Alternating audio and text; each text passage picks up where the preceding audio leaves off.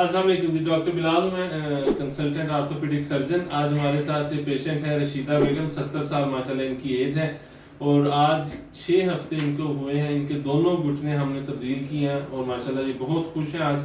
दर्द की ये कोई मेडिसिन नहीं ले रही। शुरू में इनको दर्द था 1-2 हफ्ते, काफ़ी शदीद दर्द, लेकिन उसके बाद पिछले 3-4 हफ्तों से अल्हम्दुलिल्लाह ये अब चल रही हैं बगैर सहारे के और दर्द की कोई मेडिसिन नहीं लेते। तो इनसे पूछते हैं कैसा रहा इनका तजर्बा और क्या इनकी एडवाइस है। जी दसना कैसा रहा? शुरू से मुश्किल हुई? शुरू से 10-15 दिन हुई मुश्किल। अच्छा, मुझसे फिर आस्ता ठीक हो जी। गई।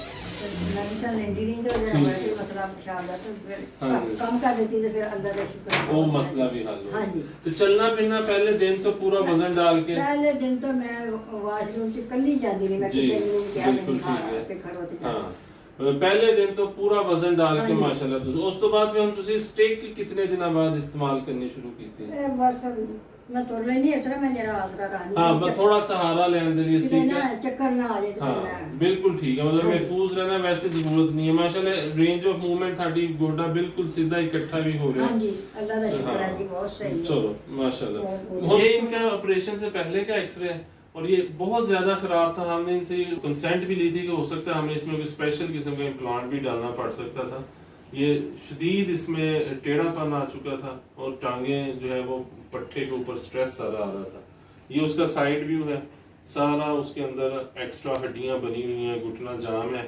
ये फिर ऑपरेशन के फौरन बाद का एक्सरे है और इसमें माशाल्लाह टांगे बिल्कुल दोनों सीधी हो चुकी हैं। ये साइड व्यू है उसका और बाकी आपने इनकी मूवमेंट्स देख रही हैं। तो अल्हम्दुलिल्लाह बहुत इनका अच्छा रिजल्ट है। ਹੁਣ ਕੀ ਸਾਡੇ ਮਰੀਜ਼ਾਂ ਲਈ ਤੁਸੀਂ ਦਿੰਦੇ ਹੋ ਮੈਸੇਜ? हाँ, ये ਤੁਸੀਂ ਦੱਸਣਾ ਮਾਸ਼ਾਅੱਲਾ ਤੁਹਾਡਾ ਖੁਸ਼ ਹੋਣਾ ही एक बहुत अच्छा मैसेज है कि करवाना चाहिए ऑपरेशन हाँ कि जी। नहीं करवाना चाहिए। कराउन ऑपरेशन तो बहुत अच्छी बात है। हाँ जी। हाँ।